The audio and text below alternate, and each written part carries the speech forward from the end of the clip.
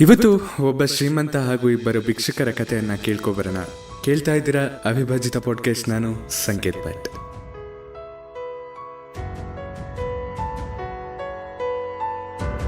ಅಲ್ಲೊಬ್ಬ ಕರುಣಾಳು ಶ್ರೀಮಂತ ದೇವಸ್ಥಾನಕ್ಕೆ ಬಂದಾಗಲೆಲ್ಲ ದೇವಸ್ಥಾನದ ಹೊರಗೆ ಕುಳಿತಿದ್ದ ಇಬ್ಬರು ಯುವಕ ಭಿಕ್ಷುಕರಿಗೆ ತಲಾ ₹2 ಕೊಟ್ಟು ಹೋಗ್ತಾ ಇದ್ದ.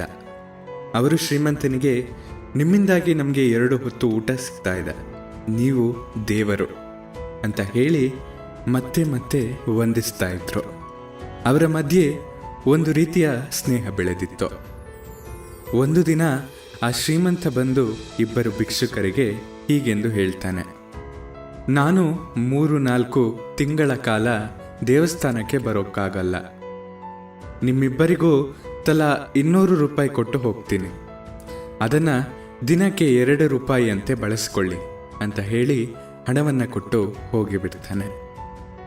ಆ ಶ್ರೀಮಂತ 6 ತಿಂಗಳ ಕಾಲ ದೇವಸ್ಥಾನಕ್ಕೆ ಬರೋದೇ ಇಲ್ಲ. ಬಂದ ನಂತರ ಆತ ಆ ಭಿಕ್ಷುಕರಲ್ಲಿದ್ದಾರೆಂದು ಗಮನಿಸಿದ. ಅಲ್ಲಿ ಹರಕಲು ಬಟ್ಟೆಯ ಭಿಕ್ಷುಕ ಮಾತ್ರ ಕುಳಿತಿದ್ದ.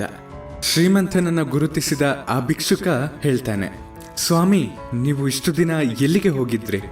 ನೀವು ಕೊಟ್ಟ ₹200 ಎಂದಿಗೋ ಖರ್ಚಾಗಿ ಹೋಯಿತು, ಅರೆ ಹೊಟ್ಟೆಯಲ್ಲಿ ಕಾಲ ಕಳೀತಾ ಇದ್ದೀನಿ ಅಂತ ಗೋಳಾಡ್ತಾನೆ. ಶ್ರೀಮಂತ ಹೇಳ್ತಾನೆ, ಚಿಂತಿಸಬೇಡ, ನಾನು ಇನ್ನು ಮುಂದೆ ಬರ್ತಾ ಇರ್ತೀನಿ ಅಂತ ಹೇಳಿ ಒಂದಷ್ಟು ಹಣವನ್ನು ಕೊಟ್ಟು ಹೊರಟು ಹೋಗ್ತಾನೆ.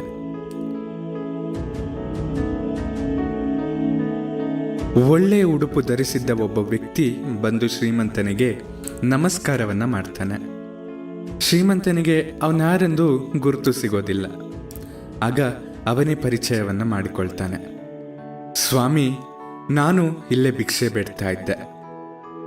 ನೀವು ಅಂದು ₹200 ಒಟ್ಟಿಗೆ ಕೊಟ್ಟ ಮೇಲೆ ನಾನು ಅದರಿಂದ ಒಂದು ಬುಟ್ಟಿ ಬಿಡಿ ಹೂಗಳನ್ನು ಕೊಂಡು ತಂದೆ.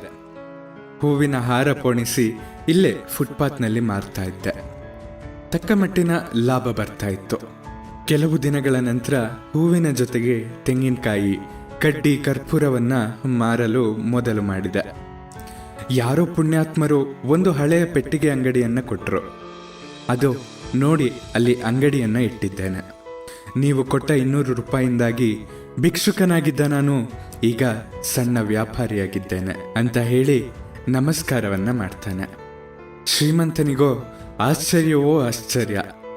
ಯಾಕಂದ್ರೆ ಇಬ್ಬರಿಗೂ ಒಂದೇ ರೀತಿಯ ಹಣ ಕೊಟ್ಟರು ಒಬ್ಬ ಹಾಗೆ ಉಳಿದಿದ್ದ, ಮತ್ತೊಬ್ಬ ಪ್ರಗತಿಯನ್ನು ಹೊಂದಿದ್ದ. ಆತನಿಗೆ ಬಹಳ ಸಂತೋಷವಾಯಿತು, ಸಾರ್ಥಕ ಭಾವನೆ ಮೂಡಿತು. ನಮಗೂ ಜೀವನದಲ್ಲಿ ಅವಕಾಶಗಳು ಒದಗಿ ಬರುತ್ತವೆ. ಯಾರೋ ನಿಂಬೆಹಣ್ಣನ್ನು ಕೊಡ್ತಾರೆ, ನಮ್ಮಲ್ಲಿ ಕೆಲವರು ಹುಳೆ ನಿಂಬೆಹಣ್ಣು ಎಂದು ಬಿಸಾಡ್ತೇವೆ, ಮತ್ತೆ ಕೆಲವರು ಮುಖಕ್ಕೆ ಉಚ್ಕೊಂಡು ನಿಂಬೆಹಣ್ಣು ಅಂತ ಬಳಸ್ತೇವೆ. ಎಲ್ಲೋ ಕೆಲವರು ನಿಂಬೆಹಣ್ಣಿನ ಜೊತೆ ಸ್ವಲ್ಪ ಸಕ್ಕರೆ, ಸ್ವಲ್ಪ ನೀರು ಬೆರೆಸಿ ಶರಬತ್ ಮಾಡಿಕೊಂಡು ಕುಡಿತೇವೆ. ನಿಂಬೆಹಣ್ಣು ಕೊಟ್ಟವರನ್ನ ಸ್ಮರಿಸುತ್ತೇವೆ. ನಾವು ಯಾವ ವರ್ಗಕ್ಕೆ ಸೇರಬಹುದೆಂಬುದು ನಮಗೆ ಬಿಟ್ಟಿದ್ದು. ದೇವರು ನಮಗೆ ಬೇಳೆ ಬೆಲ್ಲ ಕೊಡ್ತಾನೆ, ಹೋಳಿಗೆ ನಾವೇ ಮಾಡಿಕೊಳ್ಬೇಕಲ್ವಾ? ನಿಮ್ಮ ಪ್ರೀತಿ ಹಾಗೂ ಪ್ರೋತ್ಸಾಹ ಸದಾ ಹೀಗೆ ನನ್ನ ಮೇಲೆ ಇರಲಿ. ನಿಮ್ಮ ಅನಿಸಿಕೆಗಳನ್ನು ನನ್ನ ಬಳಿ ಹಂಚಿಕೊಳ್ಳಿ. ಸದಾ ಕೇಳ್ತಾ ಇರಿ ಅವಿಭಜಿತ ಪಾಡ್ಕಾಸ್ಟ್. ನಾನು ಸಂಕೇತ್ ಭಟ್. ಧನ್ಯವಾದಗಳು.